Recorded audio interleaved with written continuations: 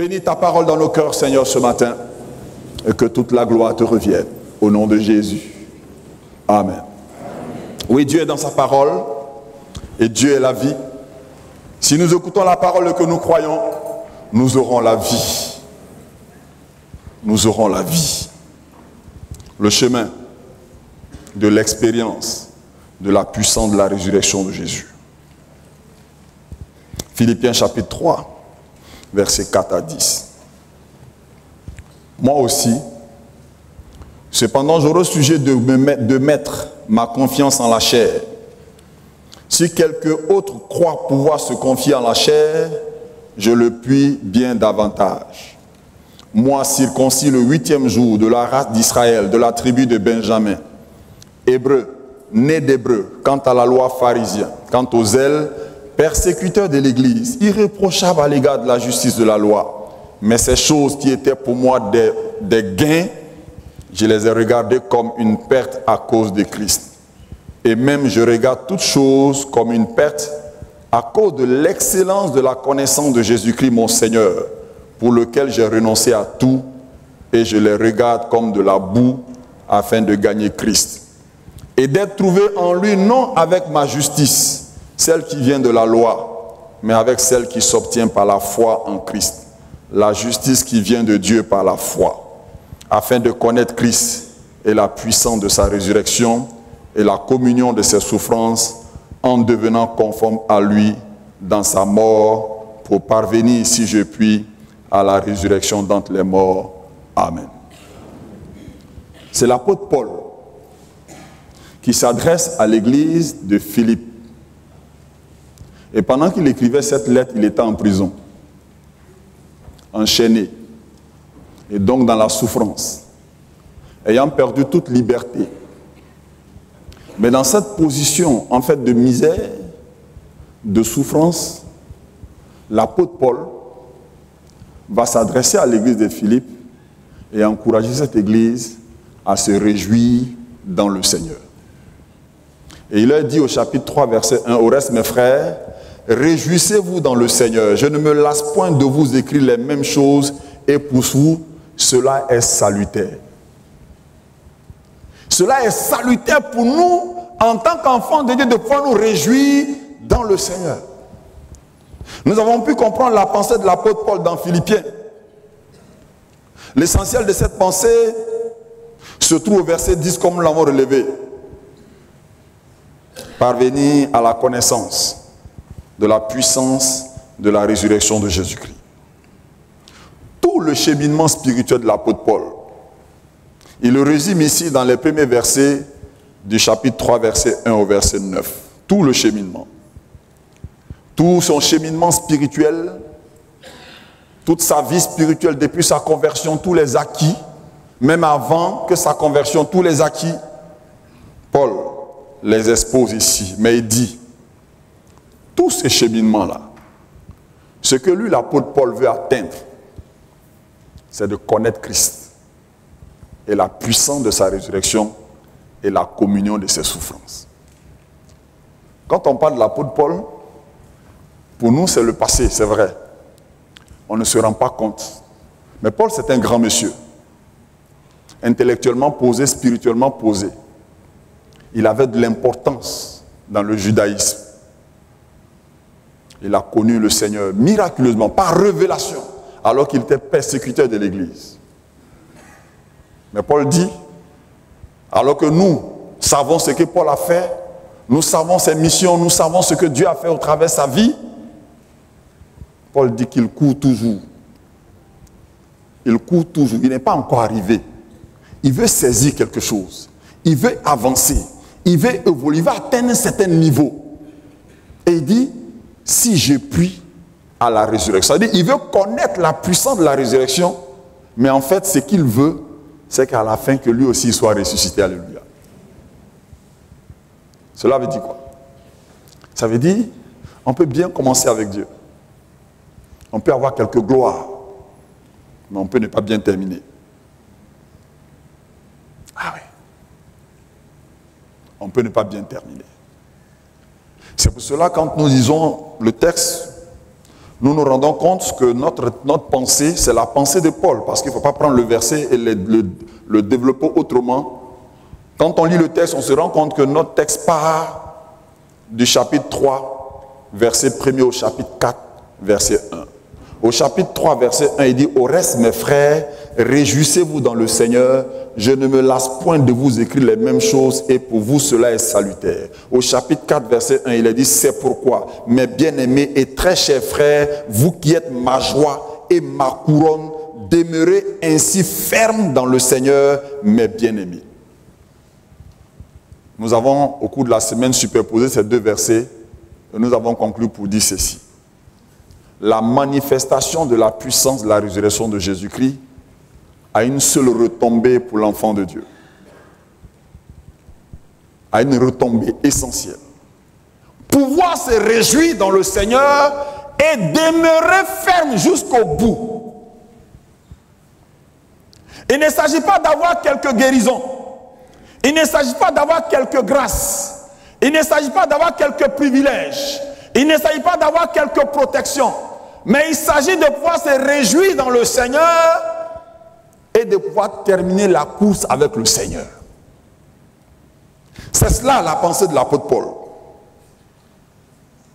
Paul dit, dans sa destination factuelle et historique qu'il veut atteindre, connaître Christ, connaître la puissance de sa résurrection, connaître la communion de ses souffrances. En d'autres termes, il s'agit de s'identifier à Jésus-Christ. Être comme son maître. Il estime que s'il a déjà fait un certain nombre de parcours, s'il a déjà fait des choses importantes, pour lui, c'est encore insuffisant. C'est encore insuffisant. Car il ne s'agit pas d'avoir fait de telles choses, mais il s'agit d'avoir une intimité avec Dieu. Il s'agit d'avoir un contact avec Dieu. La question donc de la manifestation de la puissance de la résurrection de Jésus-Christ, c'est un haut niveau spirituel. Nous ne sommes plus dans le béaba, nous ne sommes plus au terre-à-terre, mais nous sommes dans un autre niveau spirituel. C'est l'apôtre Paul qui parle. Il dit c'est ce qu'il veut atteindre. C'est pour dire qu'il a fini avec les choses élémentaires. Il est en train d'avancer vers des sommets. Et il veut expérimenter la puissance de la résurrection.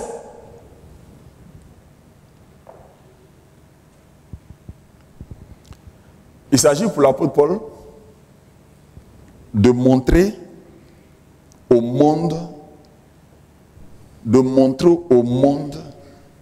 qu'il est fier d'appartenir à Jésus. Est-ce que vous comprenez ça? Il s'agit pour l'apôtre Paul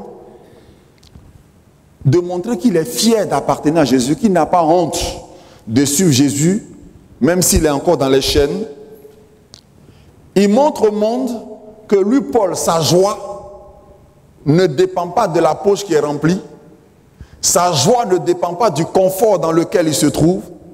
Sa joie ne dépend pas des honneurs qu'il peut avoir, mais sa joie dépend du Seigneur Jésus. C'est pour cela qu'il dit aux Philippiens, cela est salutaire pour vous, réjouissez-vous dans le Seigneur. Réjouissez-vous, soyez dans la joie. Que notre joie soit réelle. Que notre joie ne soit pas dépendante des circonstances. Parce que si notre joie dépend des circonstances, si nous ne pouvons pas nous réjouir dans le Seigneur, on ne peut pas terminer avec Dieu. C'est une réalité. C'est pour cela que, en tant qu'enfants de Dieu, nous devons trouver les raisons de nous réjouir dans le Seigneur. Parce que ce qu'on cherche là, l'argent, mariage, voyage, force, promotion, tout ça, ça va passer. Même tu as payé la plus belle voiture, ça ne peut pas faire, ça va faire combien de temps? Tu as rempli ton compte en banque d'argent, tu vas mourir laissé, c'est ceux qui n'ont rien fait qui vont dépenser ça. C'est pour dire ces choses-là ne doit pas capitaliser notre joie, mais notre joie doit dépendre du Seigneur Jésus. Voilà le niveau que Paul veut que nous puissions atteindre en tant qu'enfants de Dieu. Être fier de Jésus. Être fier de Jésus, être fier d'appartenir au Seigneur. Et appartenir au Seigneur, ce n'est pas tout ce que nous avons là, ce n'est pas ça qui est quelque chose. Comme je le disais à un frère, aujourd'hui la difficulté des chrétiens sont malheureux, tristes, ils ne peuvent pas se réjouir dans le Seigneur, parce qu'ils disent quoi? Il faut que le monde sache que je suis enfant de Dieu. Il faut que le monde sache que mon Dieu, c'est à lui qu'appartient l'or et l'argent. Il faut que le monde sache, il faut que dans mon village, les gens sachent que je suis devenu chrétien. Dieu n'a rien à faire à ça. Que les gens le savent, que les gens ne le savent pas, Dieu reste toujours Dieu. Il est toujours grand. Ce n'est pas ce que tu as qui va glorifier Dieu, mais c'est c'est la considération que tu as de Dieu qui va le glorifier.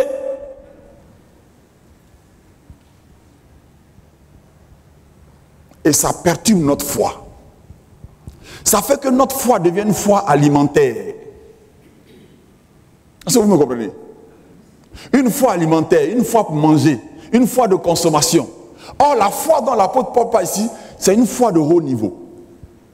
Il est en prison, dans les chaînes, et il dit aux autres, réjouissez-vous. Être fier de Jésus. Être heureux de lui appartenir. Que j'ai faim, que j'ai soif, que je n'ai rien, mais parce que j'ai rencontré Jésus, j'ai expérimenté la puissance de la résurrection de Jésus-Christ. Ce que je recherche, c'est la résurrection finale. Matthieu chapitre 10. Matthieu chapitre 6 plutôt, à partir du verset 19. Ne vous amassez pas des trésors sur la terre où la teigne et la rouille détruisent, où les voleurs percent et dérobent. Mais amassez-vous des trésors dans le ciel, où la teigne et la rouille ne détruisent point, et où les voleurs ne percent ni ne dérobent. Car là où est ton trésor, là aussi sera ton cœur. L'œil est la lampe du corps. Si ton œil est en bon état, tout ton corps sera éclairé. Mais si ton œil est en mauvais état, tout ton corps sera dans les ténèbres. Si donc la lumière qui est en toi est ténèbres, combien seront grandes ces ténèbres? Nul ne peut servir 2 maîtres, car il haïra l'un et aimera l'autre, ou il s'attachera à l'un et méprisera l'autre. Vous ne pouvez servir Dieu et Mammon. C'est pourquoi, je vous dis, ne vous inquiétez pas pour votre vie, de ce que vous mangerez, ni pour votre corps, de quoi vous serez vêtus. La vie n'est-elle pas plus que cela, que la nourriture, et le corps plus que le vêtement? Regardez les oiseaux du ciel. Ils ne sèment ni ne moissonnent. Ils n'amassent rien dans des greniers. Et votre Père Céleste les nourrit. Ne valez-vous pas beaucoup plus que? Qui de vous, par ses inquiétudes, peut ajouter une coudée à la durée de sa vie? Et pourquoi vous inquiétez au sujet du vêtement? Considérez comment croissent les lits des champs. Ils ne moissonnent ni ne filent. Cependant, je vous dis que Salomon même, dans toute sa gloire, n'a pas été vêtu comme l'un d'eux. Si Dieu revêt ainsi l'herbe des champs qui existe aujourd'hui et qui demain sera jeté au four, ne vous vêtira-t-il pas à plus forte raison, gens de peu de foi? Ne vous inquiétez donc point, et ne dites pas que mangerons-nous, que boirons-nous, de quoi serons-nous vêtus? Car toutes ces choses, ce sont les païens qui les recherchent. Votre Père Céleste sait que vous en avez besoin. Cherchez premièrement le royaume et la justice de Dieu, et toutes ces choses vous seront données par-dessus. Ne vous inquiétez pas, donc pas du lendemain, car le lendemain aura soin de lui-même. À chaque jour suffit sa peine. C'est l'évangile de Jésus-Christ. C'est l'évangile original, c'est Jésus qui le dit. Les choses derrière lesquelles on court et qui focalisent notre attention. Jésus dit, ce sont les païens qui les recherchent. Vous, ce qui est essentiel pour vous, c'est de chercher premièrement le règne de Dieu. C'est de rechercher la puissance de la résurrection du Seigneur. C'est de goûter à la puissance de Dieu, à la faveur de Dieu. c'est d'élever votre niveau de compréhension. Parce que tout ce que vous cherchez là, les habits, les richesses, les termites vont les bouffer. Ça va se détériorer. Mais il y a quelque chose d'essentiel que les termites ni la rouille ne peut détériorer, c'est le salut que vous avez en Jésus. Et à cause de ce salut, nous devons pouvoir nous réjouir. Bien aimé, je ne sais pas, le Saint-Esprit me pousse à insister là-dessus. Parce que quand on est à l'église, les chrétiens sont dans la joie. Parce qu'on danse, il y a des chants. Mais quand ils sortent, ils sont tristes. Ils ont honte de leur foi. Parce qu'ils n'ont pas ce qu'ils cherchent. Parce qu'on leur a promis beaucoup de choses. Leur foi est concentrée sur ces choses. Et comme ils ne trouvent pas, ils n'ont pas la joie. Ils ne peuvent pas évangéliser. Aujourd'hui, le véritable problème, c'est ça. Le chrétien ne peut pas évangéliser. Il n'a pas le courage d'évangéliser parce qu'il n'est plus capable de dire à quelqu'un, viens, Jésus peut te guérir. Puisque lui-même, il est malade, il n'est pas guéri.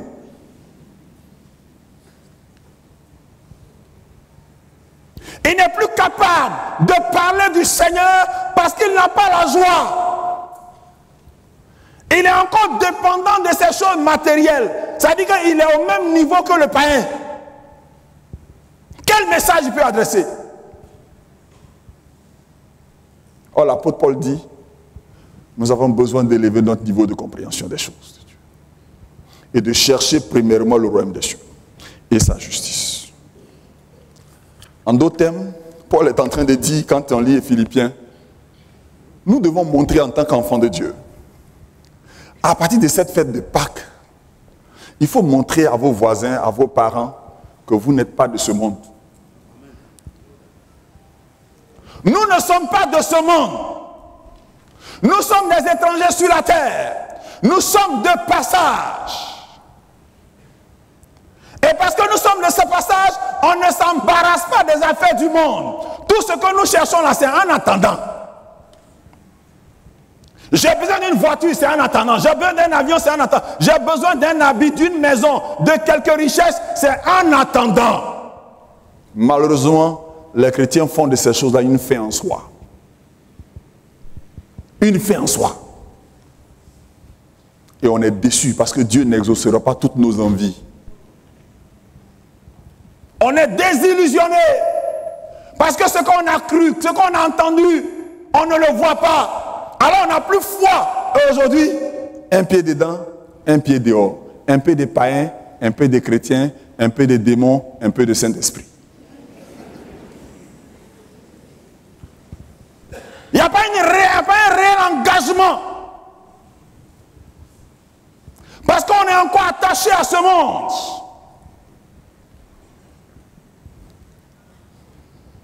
Nous devons montrer au monde ce que le monde veut savoir. Nous devons leur dire, nous ne sommes pas de ce monde. Et quand ils vont nous demander, mais vous êtes d'où? Quand on va leur parler de ce ciel de gloire qui nous donne la joie sur la terre, bien qu'on est malheureux, bien qu'on n'a rien, bien qu'on n'est pas marié, bien qu'on n'a pas d'enfants, bien qu'on n'a pas ces choses, quand le monde verra qu'on a la joie malgré tout, ils vont rechercher. Parce que cette joie-là, on ne la paye pas. Il y a des gens qui ont tout ça, mais ils n'ont pas la joie. Ce que vous cherchez là, ceux derrière lesquels vous criez, vous jeûnez, il y a des gens qui ont ça sans jeûne et prière.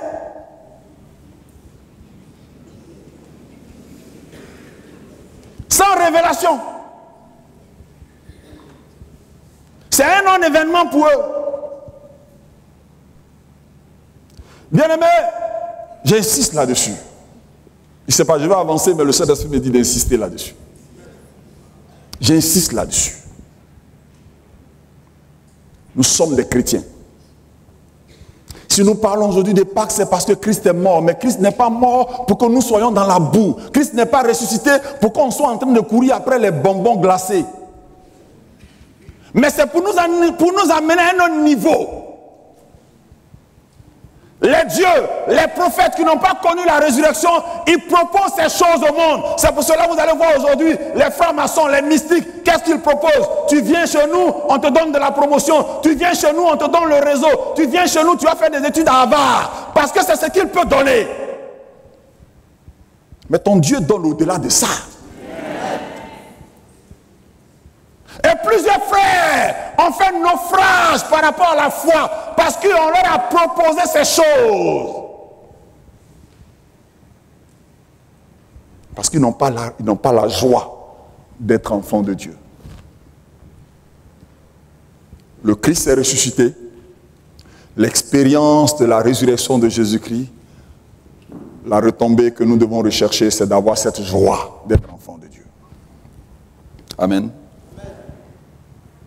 Deuxième des choses, demeurer ferme dans le Seigneur. Si tu n'as pas la joie, tu ne peux pas demeurer dans le Seigneur. Si tu n'as pas la joie dans le Seigneur, tu vas regarder à gauche et à droite. Tu vas regarder à gauche et à droite. Tu vas dire, tu es jeune fille, depuis tu pries, tu reçois des prophéties, mais Maria, il ne vient pas. Tu dis à l'église, ça dure trop. Tu attrapes quelqu'un à gauche, tu attrapes quelqu'un à droite. Il y a des soeurs qui sont devenues des spécialistes de conversion, maintenant c'est elles qui convertissent.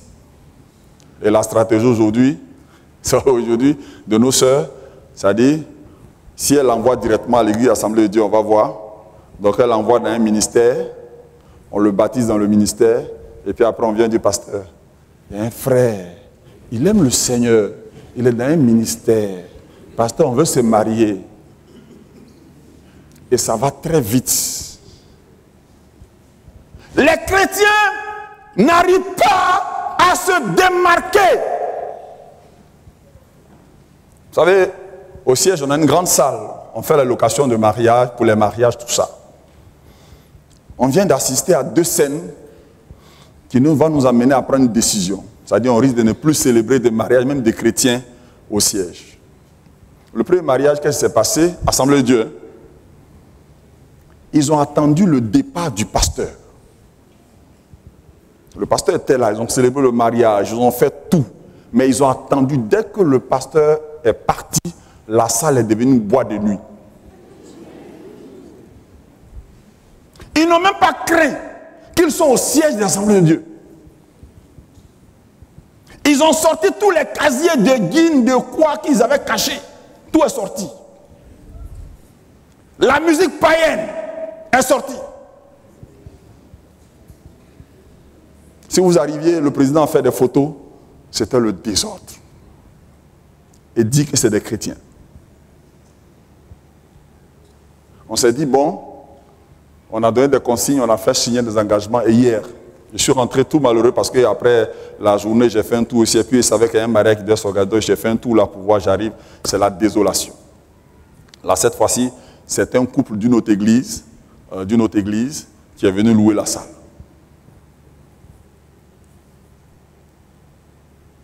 C'était catastrophique. Parce qu'ils voulaient contenter les autres. Ils voulaient contenter les parents. Je leur ai dit, mais pourquoi vous les chrétiens, vous voulez faire plaisir aux gens alors que personne ne vous fait plaisir? Pourquoi vous avez peur d'être rejeté? Pourquoi vous avez peur d'être abandonné?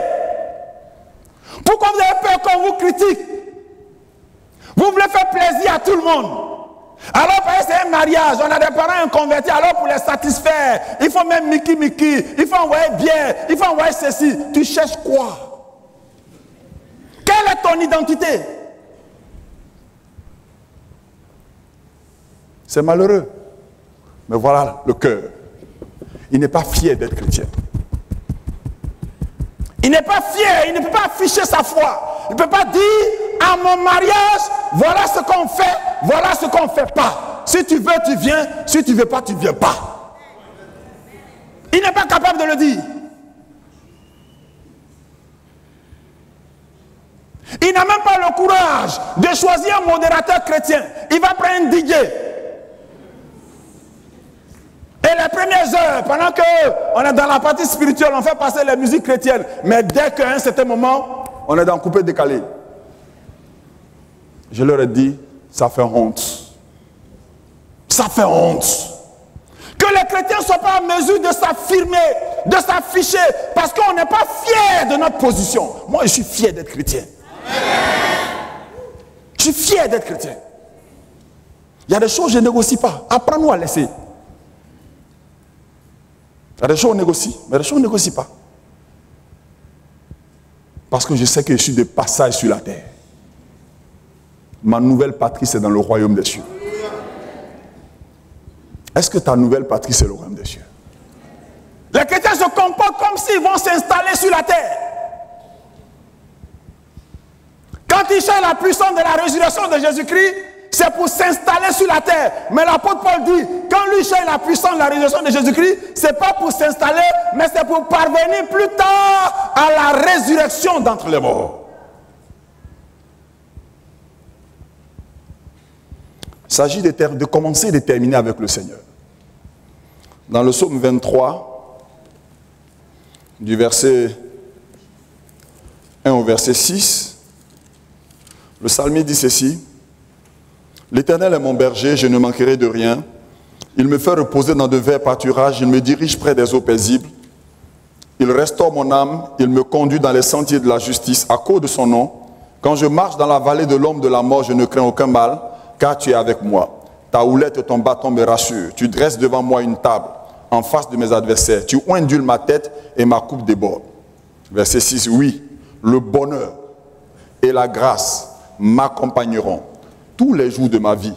Et j'habiterai dans la maison de l'Éternel jusqu'à la fin de mes jours.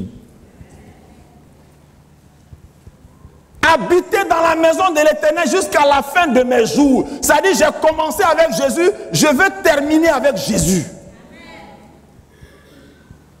Je veux terminer avec Jésus. Plusieurs ont connu des difficultés dans la foi. Mais aujourd'hui, ils ont perdu de vue le sacrifice qu'ils ont consenti hier. Et ils sont en train de dévier. Mais la puissance de la résurrection vient te ramener à la vie. Ce qui est important, ce n'est pas le bonheur terrestre, ce n'est pas les quelques avantages que tu peux avoir, mais c'est la résurrection d'entre les morts. Quand cet objectif est capté, quand nous arrivons à nous positionner face à cet objectif, c'est alors que le Seigneur intervient en notre faveur. Si nous expérimentons la puissance de la résurrection de Jésus, voici, bien aimé, ce que nous gagnons. Nous gagnons la joie et nous gagnons la sécurité dans le Seigneur. Mais si vous n'avez pas la joie, si vous n'êtes pas content du Seigneur, si vous voyez Dieu aujourd'hui, qu'est-ce que vous allez lui faire? Il y a des gens qui sont prêts à serrer l'école du Seigneur.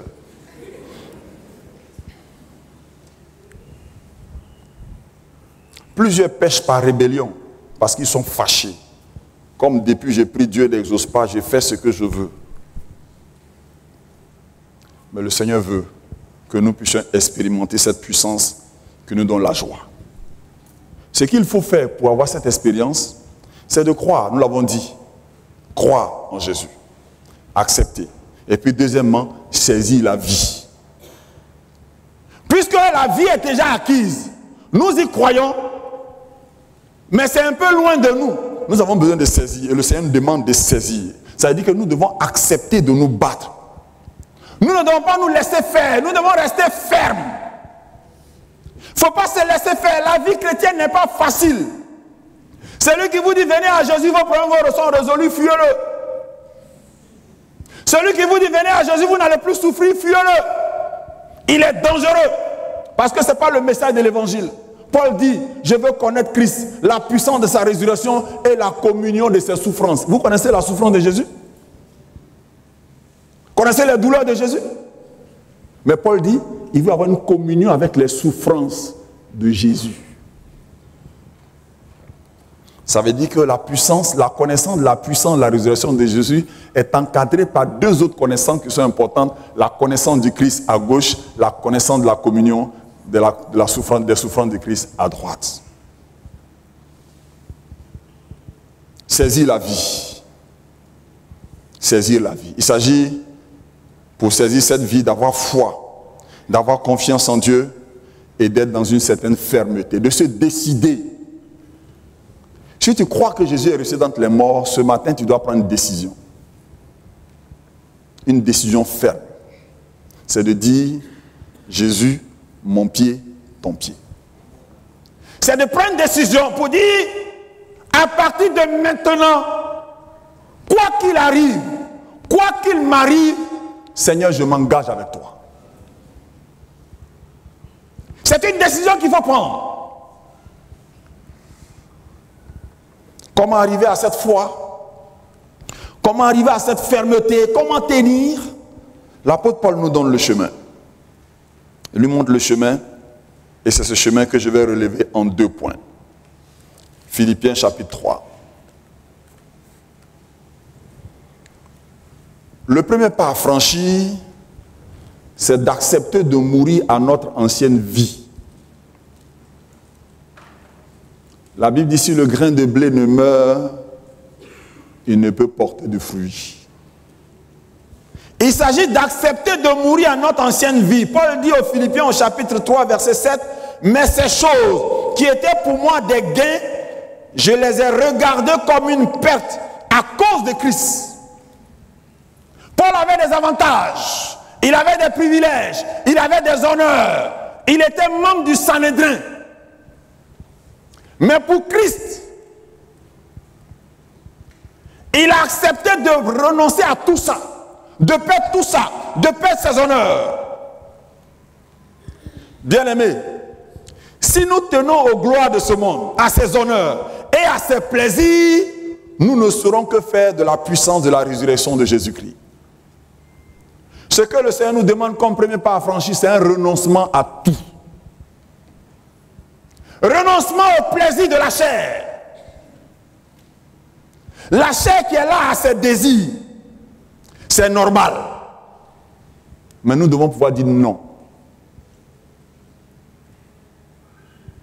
Si nous voulons accepter tout ce que la chair nous présente, tout ce que le monde nous présente, nous ne pouvons pas expérimenter la puissance de la résurrection de Jésus. Si nous voulons nous attacher à nous-mêmes encore, à notre personne, à notre ego, nous ne pourrons pas expérimenter la puissance de la résurrection de Jésus. Mais nous avons besoin de mourir en nous-mêmes. Et le principe est clair. Pour que le Christ ressuscite, il fallait qu'il meure. Amen. Pour que le Christ ressuscite, il a fallu qu'il meure. Pour que le fils de la veuve puisse ressusciter, il a fallu qu'il meure. Donc la mort d'abord, tu dois mourir. Mourir à toi. Quand Moïse a dit au Seigneur, je veux voir ta gloire, Dieu lui a dit, personne ne peut voir Dieu et vivre. Manifester, expérimenter la puissance de la résurrection de Jésus-Christ, c'est voir la gloire de Dieu. Mais pour voir la gloire de Dieu, tu dois mourir à toi-même. Tu ne dois plus exister pour toi-même. Tu ne dois plus vivre pour toi-même. Mais tu dois vivre pour le Christ. Tu dois être prêt à renoncer à beaucoup de choses. Au plaisir de ce monde, aux gloires de ce monde, aux honneurs de ce monde. Tu dois être prêt à renoncer à toutes ces choses. Ce matin, je vais encourager quelqu'une qui est certainement attaché à un privilège. Mais le fond de ce privilège, c'est un péché.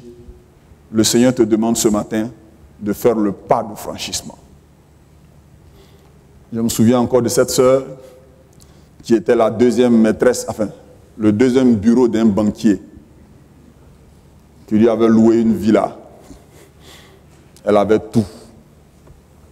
Mais quand elle a rencontré Jésus, elle a dit non à tout cela. Ses parents lui ont dit, tu es folle, tu es malade, mais c'est de ça qu'on vit. Et toi, ça fait quoi? Il fallait qu'elle renonce. Et elle a dit non. Parce qu'elle a rencontré Jésus. Elle a dit non. Le monsieur lui a dit, quitte la maison, mais garde ce que je t'ai payé pour toi, les frigos, les fauteuils, il faut partir avec, mais libère la maison. Elle a accepté de renoncer. Nous ne voulons pas renoncer à des choses. Il y a des choses qu'on n'a pas envie d'abandonner. Et on veut expérimenter la puissance de la résurrection de Jésus. Ce n'est pas possible. Même si ce n'est pas un péché, mais il y a nous-mêmes qui sommes là, nous-mêmes en tant qu'êtres, l'orgueil de l'homme. Tu sais qui je suis, tu sais à qui tu as affaire. On est encore très présent en nous. Il n'y a pas de place pour les autres. C'est nous d'abord et nous après. Or, le Christ Jésus, avant d'aller à la croix, il a fait quoi? Il a lavé les pieds des disciples. Il a dit, ce que je fais là, vous aussi faites-le. C'est pour ça que vous allez voir dans certaines églises, pendant la fête de la Pâque, les gens lavent les pieds des autres. Pour parvenir à la résurrection, à expérimenter cette puissance-là, tu as besoin de mourir à toi-même. Je ne sais pas quel est-ce que tu vis. Je ne sais pas à quoi tu es encore accroché. Mais si tu veux vivre ce dont on parle là, tu as besoin de renoncer à ça. Tu as besoin de dire non. Parce que je ne suis pas de ce monde. Que sert-il à un homme de gagner le monde entier s'il perd sa vie, s'il perd son âme? Ça te sert quoi à quoi d'avoir tous ces privilèges, tous ces honneurs, si demain tu vas aller en enfer? Ça te donne quoi? Déjà, tu n'es pas heureuse, tu n'es pas heureux. Parce que cette vie-là ne te donne pas d'être heureux. Tout à l'heure, le don spirituel a dit, parce que tu vis dans le péché, tu ne veux pas être heureux. Tu es dans la tristesse, donc tu n'es pas heureux sur la terre et tu vas vivre encore la misère après la mort. Choisis la vie. Choisis la vie. La puissance de la résurrection, son expérience, c'est la vie. Choisis la vie. Renonce au monde, au plaisir de ce monde pour avoir la vie. C'est dans la mesure où nous accepterons de mourir à notre ancienne vie de péché que nous pouvons expérimenter la puissance de la résurrection du Christ dans notre vie. Celui qui ne veut pas renoncer, il sera même embarrassé par la puissance de la résurrection de Jésus. Il sera embarrassé parce qu'il ne sait même pas ce que ça veut dire, il n'en voit pas l'intérêt. Si tu es là pour la première fois ce matin, chaque 15 jours, Dieu a aimé l'humanité, il a donné son Fils Jésus, qui est venu mourir à la croix, son sang a coulé, le troisième, il a été enterré, le troisième jour il est ressuscité. Mais il est ressuscité pour que toi tu aies la vie. Parce que la vie que tu mènes aujourd'hui, ce n'est pas la vie. Tu ne vis pas. Et tu le sais très bien, tu ne vis pas. Mais la vraie vie, c'est en Jésus. Et nous avons cette vie, chers frères. C'est pour cela que nous avons besoin de nous réjouir dans le Seigneur pour montrer aux autres que nous avons la vie, que notre joie ne dépend pas de notre costume, notre joie ne dépend pas de l'argent de nos poches, notre joie ne dépend pas du confort dans lequel on vit, mais notre joie dépend du Seigneur Jésus-Christ. C'est à nous de montrer cela au monde.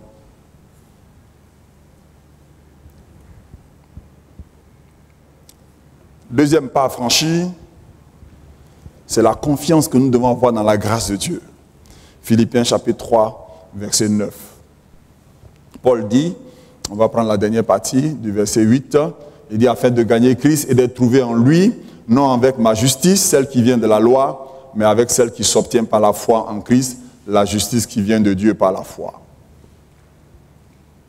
Oui, Paul dit, non pas avec ma justice. Tu ne peux rien, frère. Toi-même, tes capacités, tu ne peux rien. Mais tu dois croire en la grâce de Dieu. Dieu fait grâce. Il faut croire en cela. La foi en la grâce de Dieu. Dieu fait grâce. Si tu ne crois pas en la grâce de Dieu et que tu penses que c'est par tes propres efforts, par tes capacités que tu peux t'en sortir, tu ne t'en sortiras pas. Tu as besoin de faire confiance à la grâce de Dieu et de demander la grâce de Dieu. Dieu fait grâce. Dieu fait grâce. C'est Dieu qui peut te délivrer de la masturbation. Si et seulement si tu le désires, tu lui demandes, il peut le faire, il peut accomplir ce miracle pour toi. C'est Dieu qui peut te délivrer d'un quelconque péché, d'un lien dans lequel tu te trouves. Compte sur la grâce de Dieu. Peut-être qu'aujourd'hui ça ne marche pas, mais compte sur la grâce de Dieu. Dieu peut te faire grâce. Dieu peut t'accorder des faveurs. Toutes tes faveurs. Peut-être qu'aujourd'hui tu te dis, il n'y a plus de possibilités, ton foyer, ta maison, tes enfants, il n'y a plus d'issue, il n'y a plus d'espoir. Mais c'est quand tu regardes les hommes, quand tu regardes les circonstances, quand tu regardes l'environnement, tu regardes, tu n'as plus d'argent, tu n'as plus de travail, tu n'as plus de parents, tu regardes à tout ça, tu seras malheureux. Mais regarde à Jésus, il peut t'accorder sa grâce. C'est lui qui peut ouvrir le ciel pour toi. Il peut ouvrir les écluses des cieux. Il peut appeler à l'existence ce qui n'existe pas. Il peut appeler à l'existence ce qui n'existe pas. Ce Dieu que moi je sais, c'est un Dieu de toute grâce. Ouais, Dieu, il est plein d'amour et d'humour. Il fait grâce. Avant-hier, je partais à l'hôpital pour la libération de ma femme, alors que j'avais déjà réglé toutes les factures. Ma femme m'appelle pour dire, ah, il y a eu des soins supplémentaires, ça t'est fait tâcher. Mais ils ne m'ont pas dit. Mais je n'ai pas d'argent sur moi, oh, je viens te chercher, je fais quoi? Ok, j'appelle quelqu'un, je dis, bon, envoie-moi 70 000 francs sur mon compte Orange, je vais retirer pour régler une situation. Dieu, il est Dieu, hein? Il est Dieu. Le frère, il dit, bon, écoute, je vais t'envoyer ça rapidement. Il part à Orange Money. Le temps qu'il aille pour positionner quelque chose pour moi, il y a un frère qui m'envoie un message. Pasteur, bonjour, où tu es, comment tu vas? Il ne sait pas que ma femme a accouché. Il dit, je vais t'envoyer quelque chose. Donne-moi ton numéro Orange Money. Je lui envoie le numéro Orange Money. Pendant ce temps, le frère qui devait m'envoyer l'argent m'a déjà envoyé l'argent. Donc je suis allé retirer l'argent, 70 000. Je suis venu, j'ai réglé la facture à l'hôpital. Ça faisait 100 et quelques mille, j'ai réglé la facture. Quand j'ai fini de régler la facture, Orange Money de l'autre frère est arrivé. Vous savez combien? 70 000. Dieu, il fait grâce. J'ai ri, quand j'ai vu, j'ai souri. J'ai dit, Dieu, non, Dieu fait grâce. Il connaît ton besoin. Il savait que j'avais besoin de 70 000. Ces 70 000, j'ai demandé, lui, il envoie 70 000 bêtes à sa place. Il peut le faire pour toi? Qu'est-ce qu'il ne peut pas faire? Dieu qui a ressuscité Jésus d'entre les morts, qu'est-ce qu'il ne peut pas faire pour toi? C'est pour cela que tu as besoin de croire à la grâce de Dieu. Dieu fait grâce. Dis à ton frère, Dieu fait grâce. Il fait grâce. C'est-à-dire, il ne regarde pas ce que tu as, il ne regarde pas ce que tu es, mais il suffit de lui faire confiance, il peut t'accorder au-delà de tes attentes. Il peut t'accorder au-delà de tes attentes. Dieu voit au-delà de nous. Dieu voit au-delà, il voit dans 1 an, dans 2 ans, dans 3 ans, dans 4 ans. Toi, tu te vois aujourd'hui misérable, tu n'as rien, tu n'es rien, tu ne peux rien devenir, mais Dieu sait ce que tu seras dans 5 ans. Il sait où il t'amène. Tout ce qu'il te demande, c'est de faire confiance à la grâce de Dieu. Dieu fait grâce. C'est important. Hein? La grâce de Dieu. La faveur de Dieu. Si la grâce n'existait pas, personne n'allait dans la présence de Dieu. Mais c'est parce que la grâce existe. Dieu nous fait grâce. Et il peut te faire grâce. La puissance que tu veux expérimenter ce matin, ce n'est pas par tes mérites, mais c'est par pure grâce. Ce n'est pas toi qui as demandé au pasteur de choisir le thème. Mais Dieu, voyant tes besoins, il a mis au cœur de son serviteur de choisir ce thème et de choisir un homme de Dieu qui va en parler. C'est parce que Dieu veut régler ta situation. Il veut t'accorder sa grâce. Il veut t'accorder sa faveur. Ce qu'il te demande, c'est d'avoir confiance dans la grâce de Dieu. Vous savez, c'est un des éléments. Ça fait petit, mais c'est important. Qu'est-ce que toi tu peux faire pour émerveiller Dieu? Toi, entre nous. Tu vas faire quoi pour émerveiller Dieu? Construire un temple? Payer une voiture pour pasteur? Qu'est-ce que toi tu peux faire? Tout ça là, Dieu, il peut faire. Ça dit sans toi, il peut faire. Sans toi, il peut construire sa maison. Sans toi, il peut faire tout. Tout ça, il peut faire. Il n'a pas besoin que tu apportes quoi. Il peut faire. Mais tout ce qu'il attend de toi, que tu lui fasses confiance. Que tu aies confiance en lui. Que tu saches qu'il est capable de faire. Dieu est capable de faire tout ce qu'il dit, il fera. Il accomplira toutes ses promesses envers toi. Il fera. Dis à ton frère, il fera. Par sa grâce. Seulement, il faut avoir confiance. Il ne faut pas regarder à toi. Parce que quand tu regardes à toi, tu regardes à ce que tu es capable de faire, tu ne peux pas avoir confiance en Dieu. Toi-même, tu as lutté. Ça fait des années, mais tu n'as pas pu. Tu t'es relevé, tu es tombé. Tu t'es relevé, tu es tombé. Compte sur la grâce de Dieu. La grâce. Tout est grâce. Si le chrétien a foi en Dieu, il a foi en la grâce de Dieu. Ouais, vous allez voir. Pourquoi tu vas pleurer? Pourquoi tu vas te lamenter? Tu ne te lamentes pas parce que tu sais que ma vie ne dépend pas de moi. Ma vie ne dépend pas des hôpitaux, ma vie ne dépend pas des richesses, ma vie dépend de celui qui est assis sur son trône de gloire. Ma vie dépend du ressuscité. Et c'est pour moi qu'il est ressuscité. Vous pensez que Dieu est ressuscité pour lui? C'est pour lui qu'il est ressuscité? Il n'a pas besoin de ça. C'est pour toi qu'il est ressuscité. Pour te montrer. Ce sont des signes visuels qu'il a voulu te montrer pour que tu aies confiance en lui. S'il est capable, de par sa résurrection, de fendre les rochers, de faire trembler la terre, d'éteindre le soleil, c'est qu'il peut faire tout pour toi. C'est pour toi qu'il a fait. Sinon, Dieu n'a même pas besoin de démontrer qu'il est puissant, qu'il est grand. Il n'a même pas besoin. C'est les puissances mondiales là qui se donnent qui se menacent. Ils s'effraient entre eux pour montrer qu'ils sont puissants. Dieu n'a pas besoin de ça. Dieu est Dieu. Aie confiance en sa grâce.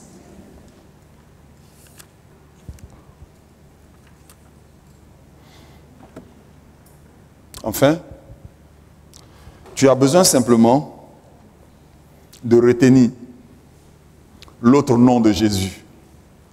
Il s'appelle la résurrection et la vie. Alléluia. C'est son nom. Il dit, je suis la résurrection et la vie.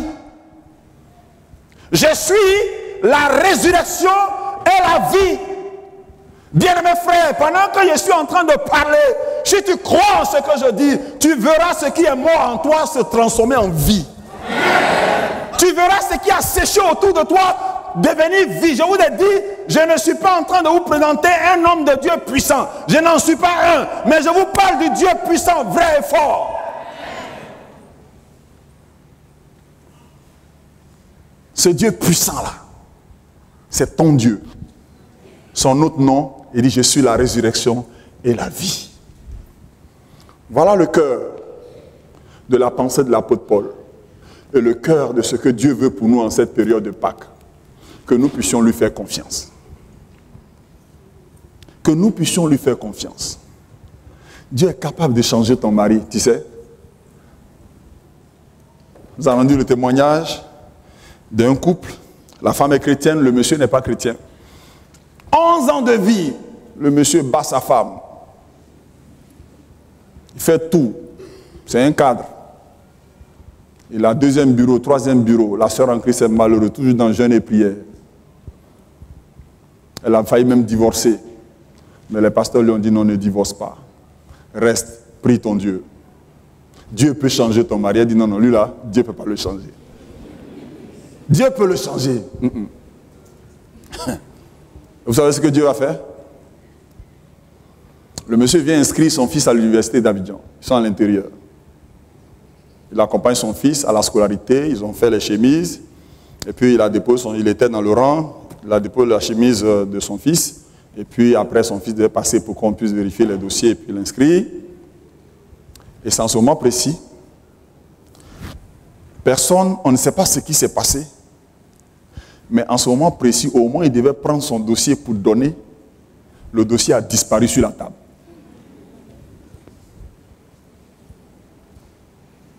Le dossier a disparu sur la table.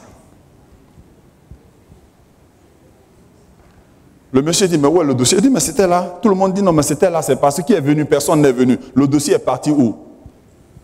Celui-même qui inscrivait à la scolarité, il dit, monsieur, il faut chercher Dieu, hein? Ah, il faut chercher Dieu, parce que ce qui s'est passé là, nous, on n'a jamais vu ça. Il faut chercher Dieu. Donc, il prend son fils, il vient à la gare d'Adjamé pour pouvoir prendre son car pour partir, et il se rend compte qu'il y a un moment de prière à l'église d'Adjamé à midi. On lui a dit, il faut chercher Dieu. Il dit, ah, il va aller prier. Voilà où le monsieur s'est donné au Seigneur. Aujourd'hui, je vous parle, il est responsable à l'église. Dieu peut tout. Dieu sait à quel moment, il sait à quel moment faire le déclic. Mais il faut que toi, tu aies confiance en lui. Laisse-lui le temps. Lui, il peut faire. Et quand il change là, il change totalement. Tu vas oublier tes douleurs, tes souffrances, parce que Dieu est au contrôle de la situation. Dieu est bon. Ce Dieu que nous servons, c'est lui qui nous a aimés et c'est lui qui prend soin de nous. Voyez-vous, bien-aimés frères et sœurs, au thème de mon message, où nous allons prier tout à l'heure, Je veux que nous puissions connaître vraiment ce Seigneur. Moi, je ne le connais pas suffisamment. Je veux le connaître davantage. Je veux qu'il m'accorde sa révélation. Que mes yeux s'ouvrent, que les yeux de mon cœur s'ouvrent, que je vois l'espérance qui est attachée à sa grâce. Je veux le connaître davantage. Ça ne veut pas dire que la vie chrétienne n'est pas sans pleurs. On pleure. On souffre. La communion des souffrances. La communion des souffrances. Regardez ce que l'apôtre Paul dit quand il parle de souffrance. Quand Paul parle de douleur, il parle de tout ce qu'il a vécu, tout ce qu'il a souffert. Il parle de toutes ces choses. Paul a souffert, il était en prison. Aux Corinthiens, il dit, il a connu la faim, la disette, la tempête, toutes ces choses. La mort, le naufrage. Il est passé par toutes ces choses, mais il était chrétien, rempli du Saint-Esprit. Mais quand nous avons confiance en la grâce de Dieu, c'est notre participation à la communion des souffrances de Christ. C'est que Jésus est avec nous. Et nous devons, connaissant le Seigneur, nous devons prendre une position claire. Comme les amis de Daniel. Ils ont refusé d'adorer la statue de Nebuchadnezzar, de se prosterner. On les a jetés dans la fournaise ardente. Mais avant de les jeter, ils ont dit, Nebuchadnezzar, pour tout le respect qu'on a pour toi, on ne peut pas se prosterner devant ton Dieu. Parce que nous ne reconnaissons qu'un seul Dieu, Yahvé. Alléluia.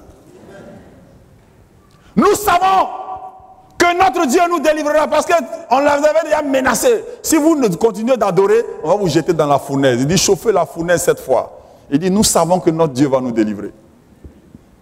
Mais lisez le texte de Daniel. Il dit, même si Dieu ne nous délivre pas. Alléluia. Il dit, même si Dieu ne nous délivre pas, on ne se prosternera jamais devant la statue de Nebuchadnezzar. Est-ce que toi tu es capable de dire ça? Si Dieu ne te donne pas mari, tu es capable de rester dans le Seigneur jusqu'à la fin? Alléluia. Si tu n'as pas de travail, si tu n'as pas d'enfant, tu es capable de tenir ferme dans le Seigneur jusqu'à la fin? Si tu n'as pas d'emploi, est-ce que tu es capable de tenir? Est-ce que tu peux dire à Satan, tu peux dire au démon, si tu veux mélange tout, mais moi, je suis collé à Jésus. Alléluia. Tu peux le dire? C'est à ce stade que le Seigneur veut que nous parvenons. Que notre relation avec Dieu ne soit pas liée par ces choses-là. C'est avec ça qu'on peut bouleverser le monde. Mais regardez notre Seigneur. Apocalypse chapitre 1. Apocalypse chapitre 1. Retenez ces éléments. Apocalypse chapitre 1. À partir du verset 4.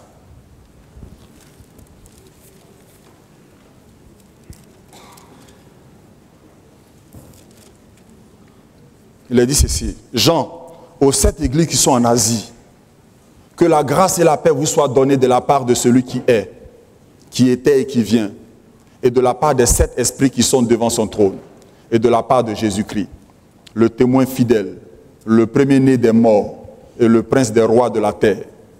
À celui qui nous aime, qui nous a délivrés de nos péchés par son sang, et qui a fait de nous un royaume, des sacrificateurs pour Dieu son Père. À lui soit la gloire et la puissance, au siècle des siècles. Amen. Voici, il vient avec les nuées, et tout œil le verra, même ceux qui l'ont percé, et toutes les tribus de la terre se lamenteront à cause de lui.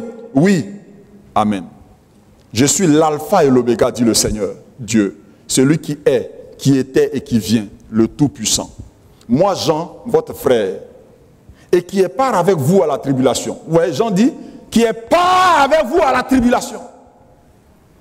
Et au royaume et à la persévérance en Jésus. J'étais dans l'île appelée Patmos à cause de la parole de Dieu et du témoin de Jésus. J'ai fui ravi en esprit au jour du Seigneur et j'entendis derrière moi une voix forte comme le son d'une trompette qui disait: ce que tu vois, écris-le dans un livre et envoie-le aux 7 églises, à Éphèse, à Smyrne, à Pergame, à Thyatire, à Sardes, à Philadelphie, à Laodicée. Je me retournai pour connaître quelle était la voix qui me parlait. Et après m'être retourné, je vis 7 chandeliers d'or. Et au milieu des 7 chandeliers d'or, des 7 chandeliers, quelqu'un qui ressemblait à un fils d'homme, alléluia, vêtu d'une longue robe et à une ceinture d'or sur la poitrine. Sa tête et ses cheveux étaient blancs comme de la neige blanche, comme de la neige. Ses yeux étaient comme une flamme de feu. Ses pieds étaient semblables à de l'airain ardent, comme s'il lui était embrasé dans une fournaise, et sa voix était comme le bruit des grandes eaux. Il avait dans sa main droite 7 étoiles. De sa bouche sortait une épée aiguë à 2 tranchants, et son visage était comme le soleil lorsqu'il brille dans sa force. Quand je le vis, je tombai à ses pieds comme mort. Il posa sur moi sa main droite en disant, « Ne crains point, je suis le premier et le dernier et le vivant. J'étais mort et voici je suis vivant au siècle des siècles. Je tiens les clés de la mort et du séjour des morts. » Alléluia. Voilà comment Jean a vu notre Seigneur dans toute sa gloire. Ses pieds étaient comme du feu. Et il dit à Jean, ne crains pas. Je tiens dans ma main la mort, les clés de la mort et les clés du séjour des morts. Jean était sur l'île de Patmos. Il est avancé en âge. Un vieux qu'on envoie en exil. Dans une carrière. Il ne peut pas travailler parce qu'il est vieux, mais il était là. Il va finir sa vie là. Il va finir sa vie là. Et Jésus se révèle à lui pour lui dire, Jean, ne t'inquiète pas. Je tiens dans mes mains les clés de la mort et du séjour des morts. Ne t'inquiète pas, ce n'est pas ceux-là qui vont décider de la fin de ta vie. Mais c'est moi, Jésus, alléluia. C'est à cause de moi que tu souffres. Alors je suis à tes côtés. Je suis là avec toi.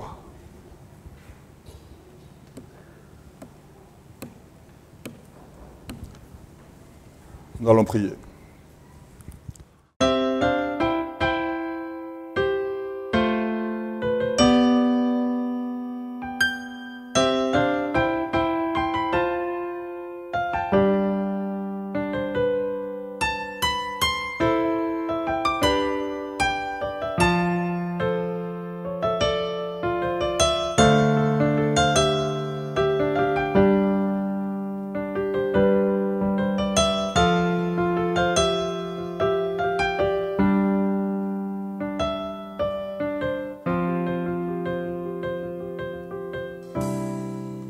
Voici, ô Dieu,